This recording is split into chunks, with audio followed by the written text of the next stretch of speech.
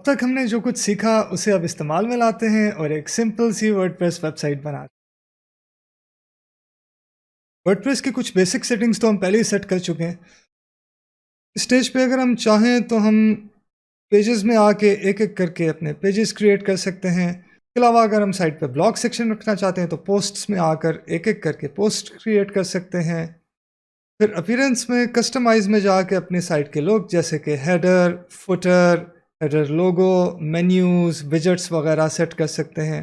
लेकिन ये सब कुछ खुद से करने की जगह एक आसान हेल्प भी है जो मैं आपको अभी करके दिखाता हूँ।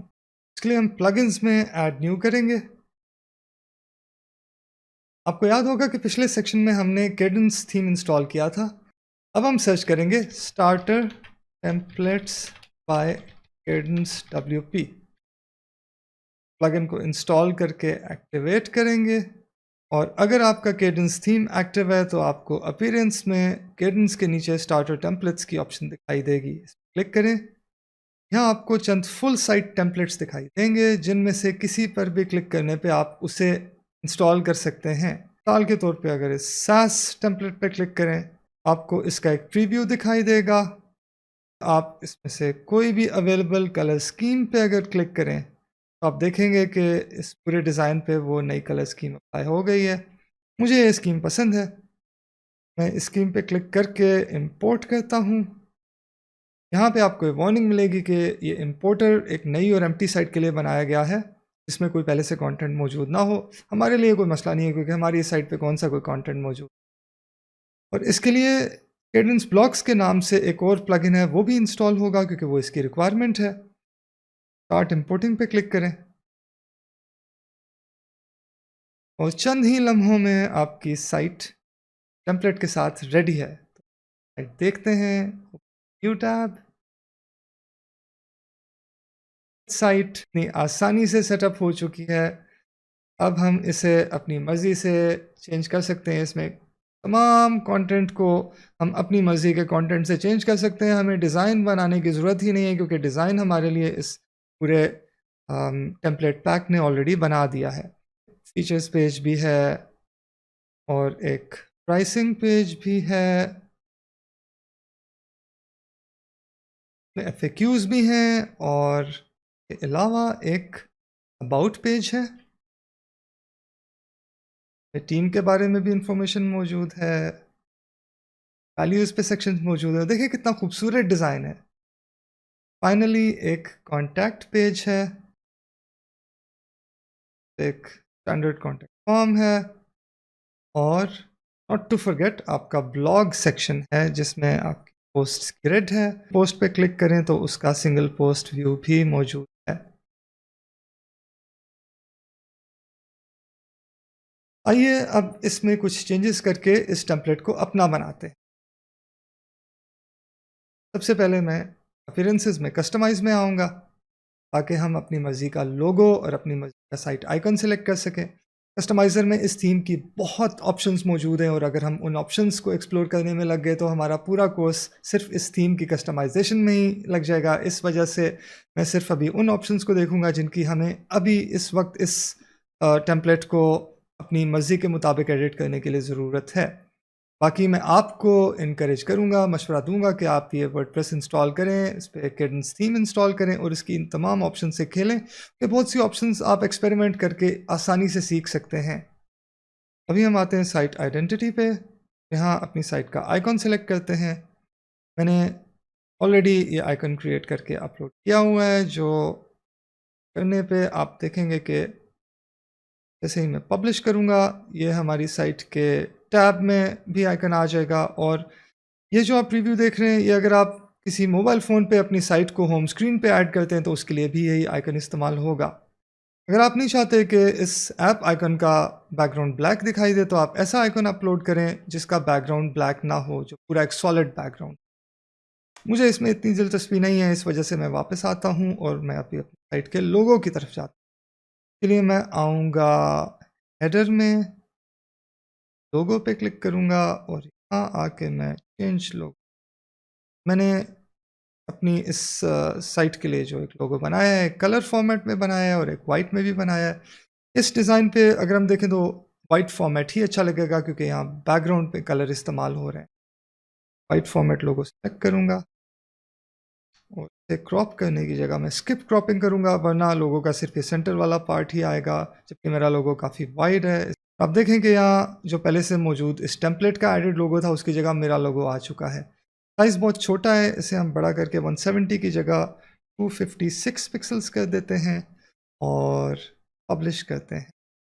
बाकी आप यहाँ हेडर की डिज़ाइन ऑप्शंस और जनरल ऑप्शंस और बहुत सी सेटिंग्स चेंज कर सकते हैं। अच्छा, अगर आप अभी साइट को देखें तो इस पे लेफ़्ट पे लोगो है और राइट पे ये मेन्यू है, लेकिन अगर आप यहाँ पे प्रीव्यू देखें तो कस्टमाइज़र में यहाँ मेन्यू का हैमबर्गर आइकन है और यहाँ पे लोगो उसी तरह है। इसकी क्या वजह है?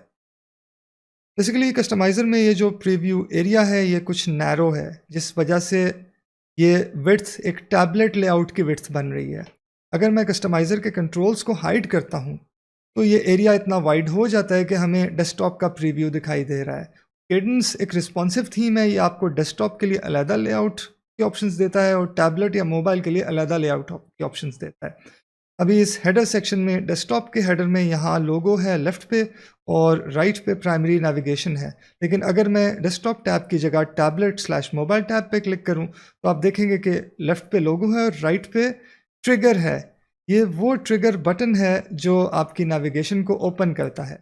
आप इस थीम की ऑप्शंस को एक्सप्लोर करेंगे तो आपको ऐसे बहुत से यूज़फुल फीचर्स मिलेंगे जो अभी हम जिनकी डिटेल में इस वजह से नहीं पढ़ सकते, क्योंकि ये हम जैसे जैसे साइट बिल्ड करेंगे उसमें हमें जो जो फीचर ज़रूरत पड़ेगा वो हम इस्तेमाल करते जाएंगे, बजाय इसके कि हम इस थीम के तमाम फीचर्स को एक एक करके एक्सप्लोर करना शुरू कर दें।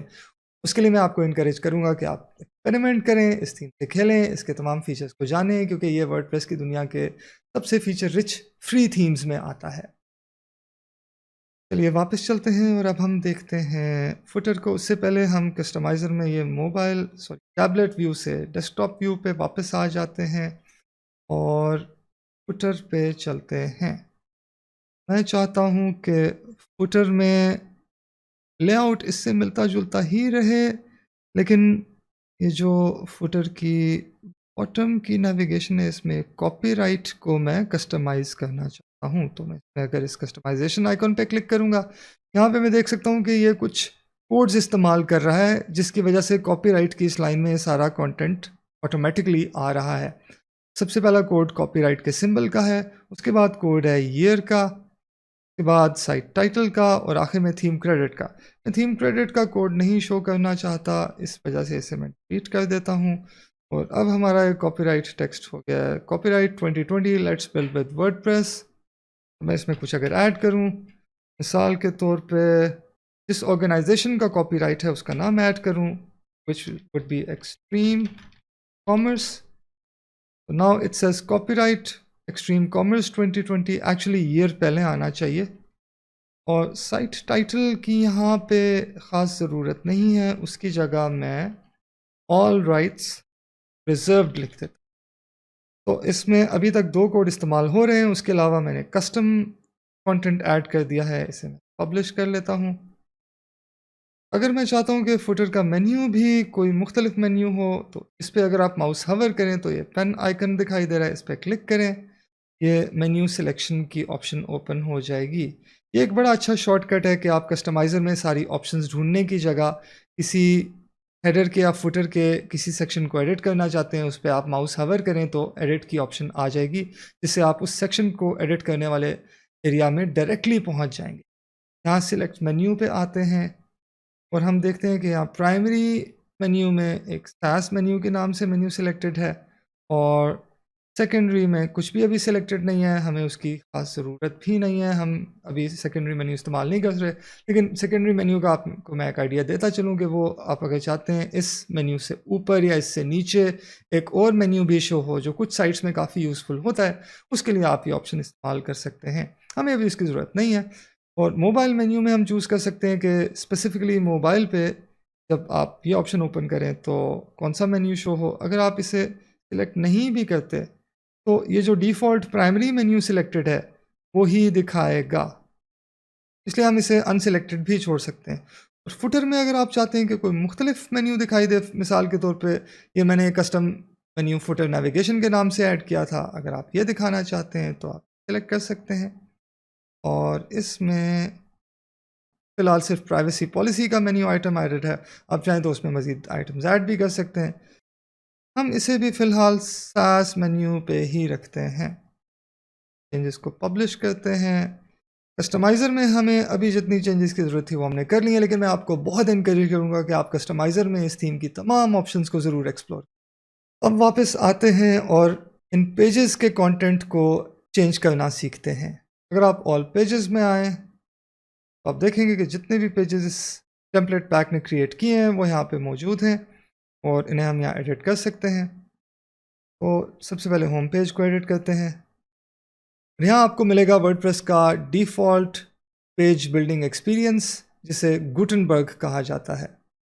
आप किसी भी एलिमेंट पे क्लिक करें तो आप उसकी ऑप्शंस चेंज कर सकते हैं। आप इस प्लस साइन पे क्लिक करके कोई भी नया सेक्शन ऐड कर सकते हैं, या किसी सेक्शन के बीच में आप कंटेंट के डिफरेंट विजेट्स ऐड कर सकते हैं, जिन्हें गुटनबर्ग में ब्लॉक्स कहा जाता है। और ये केडेंस ब्लॉक्स प्लगइन के अपने चंद ब्लॉक्स मौजूद हैं, मिसाल के तौर पे tabs, advance heading, icon, space divider, advance buttons, जो टेम्पलेट इंपोर्ट करने के प्रोसेस के दौरान केडेंस ब्लॉक की इंस्टॉलेशन की वजह से यहाँ पे ऐड हुए हैं। कॉमन ब्लॉक्स वर्डप्रेस के डिफ़ॉल्ट ब्लॉक्स हैं, और इन मुख्तलिफ सेक्शंस में आपको ब्लॉक्स मुख्तलिफ तरह से ऑर्गेनाइज हुए हुए मिलेंगे। लेआउट एलिमेंट्स में आपको column layouts, buttons, separator, spaces वगैरह मिलेंगे। इसी तरह फॉर्मेटिंग एलिमेंट्स में आपको code block, classic text editor, custom HTML block, pre formatted text editor, quote, table और वर्स वगैरह की ऑप्शंस मिलेंगी। और आप इनमें से किसी पे भी हवर करें तो आपको इसका एक छोटा सा प्रीव्यू भी राइट साइड पे दिखाई देगा। हमने जो टेम्पलेट पैक इस्तेमाल किया है उसका हमें ये एक बहुत बड़ा फ़ायदा हुआ है कि हमारे लिए बहुत से ब्लॉक्स यहाँ पहले से क्रिएट कर दिए गए हैं, और उनमें कंटेंट भी ऐड कर दिया गया है। सो हमने कंटेंट पे क्लिक करना है, इसे अपनी मर्ज़ी से तब्दील करना है।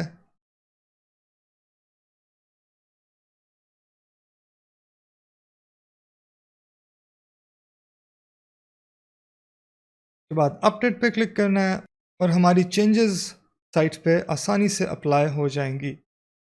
जैसे कि आप यहाँ देख सकते हैं कि सिंपल फीचर्स का टेक्स्ट आ चुका है, और ये जो मैंने बीच में स्पेशल डिलीवरी कमिंग अप का टेक्स्ट ऐड किया था वो भी इस सेक्शन में आ चुका है।